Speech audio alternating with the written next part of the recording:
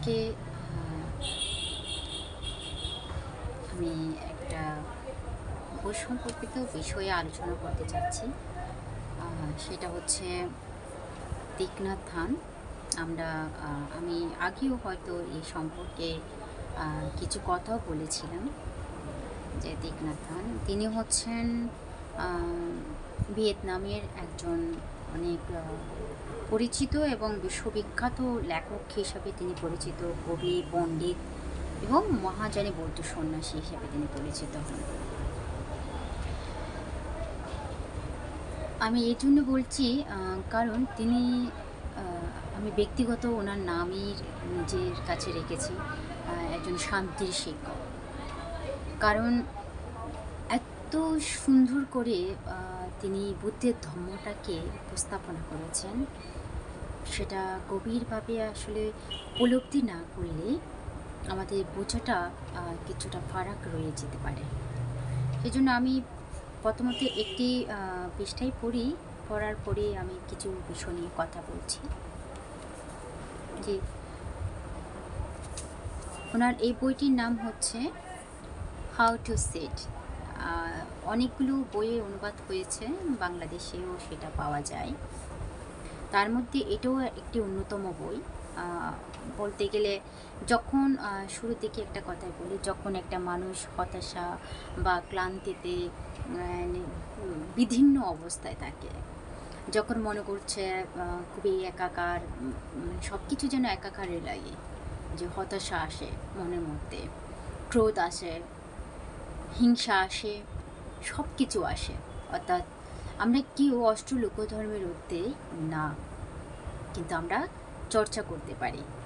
সেটা যেমন এই বইটি পড়ার ক্ষেত্রে অনেকটা বলা যেতে পারে উপকার হতে পারে। মানসিক চেতনা আর অবস্থানে একটা মানুষ নিজেকে বিকশিত করার দিকেই যেতে পারে, এমন একটি বই এটা। তিনি বলছেন, সব কিছু ধরে রাখতে নেই, এমনভাবে বসুন যেভাবে বসলে নিজেকে আপনার নির্বার লাগে, যেভাবে বসলে সুখ, স্বাধীনতা এবং স্বাচ্ছন্দ্য আপনাকে ছুঁয়ে যায়। দৈনন্দিন জীবনের উদ্বেগ এবং পরিকল্পনার ভার আমাদেরকে কুঁজো করে ফেলে। আমরা অতীতকে বহন করি, বিগত দিনের রাগ দুঃখ পুষে রাখি। এই সমস্ত বোঝা একসময় আমাদের জীবনকে দুরবিষহ করে তোলে।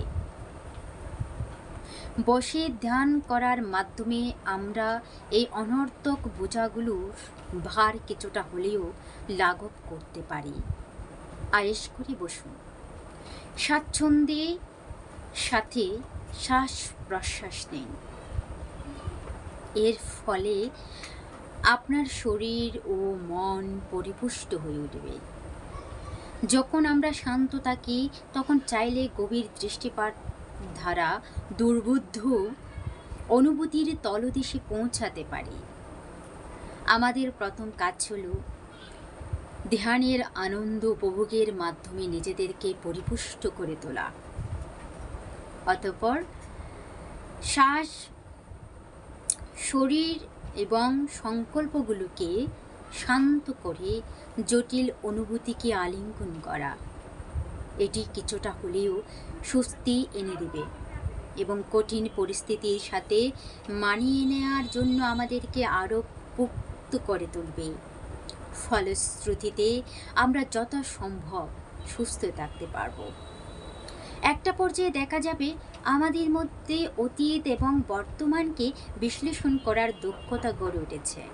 যদি সত্যি এমনটা ঘটে থাকে, তাহলে অতীতকে আমরা অতীতের জায়গায় ছেড়ে দিতে পারব এবং বর্তমানকে আষ্টে পৃষ্ঠে ধরে আনন্দের সাথে বাঁচতে পারব।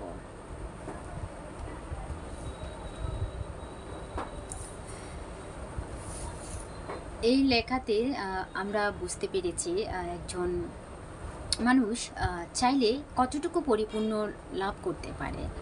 যদিও আমাদের জন্মগত স্বভাবের কারণে গিয়ে আমরা অনেক সংস্কার থেকে বেরিয়ে আসতে পারি না, যে কারণে আমাদের দুঃখ, হতাশা, ক্লান্তি আমরা বহন করতে থাকি। তাই একজন মানুষ যখন যাবতীয় সমস্ত কর্ম থেকে নিজেকে সময় দিতে শুরু করে, যখন সে নিজেকে নিজের মধ্যে নিয়ে আসতে পারে, অর্থাৎ যখন কিছু সময় ধরে শ্বাস প্রশ্বাসের দিকে মনোযোগটা দেওয়া হয়, তখন দেখবেন অনেক কিছু থেকে আমরা মুক্ত হচ্ছি বা মুক্তি পাচ্ছি। সেটা ক্ষণ সময়ের মধ্যে হলেও উপলব্ধি হতে পারে। সেজন্য একজন মানুষের পূর্ণতা পেতে হলে চারপাশের অনেক কিছুকে এড়িয়ে যেতে হয়।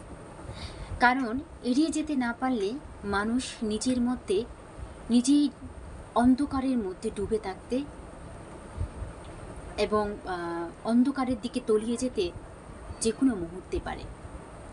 তাই ভালো কিছু চর্চা, সেটা কোনো কৃত্রিম না, সেটা হতে পারে একটা বই পড়ার মধ্য দিয়ে, সেটা হতে পারে ধ্যানটাকে একটা আনুষ্ঠানিকতা না ভেবে ধ্যানটা নিজের জন্য সঠিক সময় যদি মনে করা হয়, তাহলে যে কোনো সময়ে যদি স্বস্তিদায়ক বলে মনে হয়, তাহলে যে কোনো সময় বসে সেই ধ্যানটা অনুশীলন করা যায়।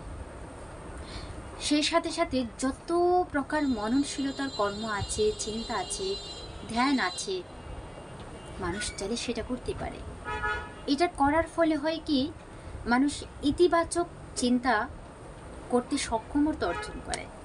কিন্তু আমরা নেতিবাচক চিন্তা করতে করতে আমাদের এমন অবস্থা হয়ে গেছে, আমরা নিজেদের স্বার্থের লড়াইয়ে প্রতিনিয়ত নিয়োজিত। মানুষকে আমরা মানুষের সম্মান দিব, এটা হচ্ছে সুন্দর।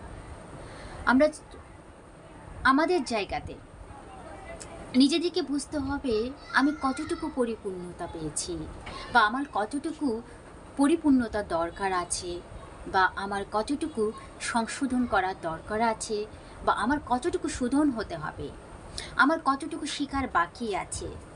সেই লক্ষ্যে পৌঁছাতে, সে চিন্তা থেকে আমাদের লক্ষ্যে যদি যেতে হয়, তাহলে আমাদের নিজেদের ভেতরের ভুলগুলো খুঁজে বের করতে হবে প্রথমত।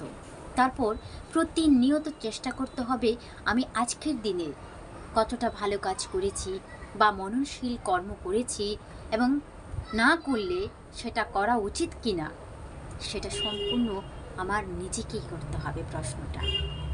তাই আমি নিজেকে প্রশ্ন করব, আমি নিজের কাছে প্রশ্ন রাখব, এবং আমার নিজের মধ্যে সেই উত্তরটা আমি খুঁজে বেড়াবো। যদি আমরা আত্ম অনুসন্ধানটা না করি, তাহলে আমরা বহুজনের হিতায়ও কখনো করতে পারি না। আমাদের বহুজনের হিতায়ও, বহুজনের সুখকর্ম যদি করতে হয়, প্রথমত আমার আত্মহিত সবচেয়ে দরকার। তাই আত্মহিততে আগে নিজেকে বেরোতে হবে, নিজের বদ্ধমূল ধারণা থেকে বেরিয়ে আসতে হবে। আমরা যদি নিজের বদ্ধমূল ধারণা থেকে বেরিয়ে আসতে না পারি, আমাদের জীবন আরও অন্ধকারে তলিয়ে যেতে পারে। আমরা মানুষকে মানুষ বলে গণ্য নাও করতে পারি। আমাদের মধ্যে থেকে যাবে নানান কিছুর ভেদাভেদ, বৈষম্যতা, বর্ণ বৈষম্যতা যেটাকে বলছে। তাই সমাজকে কেন পাল্টাবেন আপনি? দরকার নেই। আপনার মানুষের কল্যাণ করার দরকার নেই। কেন? কারণ যদি আমি সর্বপ্রথম নিজের কল্যাণ করতে না পারি, তাহলে দশের কল্যাণ কখনো হয় না। সেই ক্ষেত্রে বলা হয়েছে প্রথমত আমি নিজের কল্যাণ করতে পারছি কিনা, আমি নিজের কল্যাণ করছি কিনা। যদি আমি নিজের কল্যাণটা সঠিকভাবে করতে পারি, আপনিতে দশের কল্যাণ হয়ে যায়, সমাজের কল্যাণ হয়ে যায়। নিজের ভেতর থেকে আলোটা বিচ্ছুরিত হয় এবং প্রকাশিত হয়। সেটা নানানভাবে আমরা আমাদের সুন্দর মননশীল চেতনা থেকে আমরা সুন্দরটাকে ছড়িয়ে দিতে পারি। সেজন্য আমি ব্যক্তিগতভাবে মত পোষণ করি, মানুষ ভালো কিছু চর্চা করুক। প্রথমত নিজেকে প্রশিক্ষিত করুক। নিজে প্রশিক্ষিত না হলে কখনো বুদ্ধের ধর্ম বোঝা সম্ভব না। তাই প্রত্যেকটা মানুষ সচেতন হোক, সুন্দর থাকুক, নিজের কল্যাণটা বুঝুক, তারপর বহুজনের কল্যাণে, বহুজনের সুখের জন্য মানুষ এগিয়ে আসুক। নিজে বাঁচুন সুস্থভাবে, অন্যজনও যেন সুস্থভাবে বাঁচতে পারে, সেই প্রত্যাশা রেখে কিছু কথা এখানে আমি শেষ করলাম। জগতের সকল প্রাণী সুখী।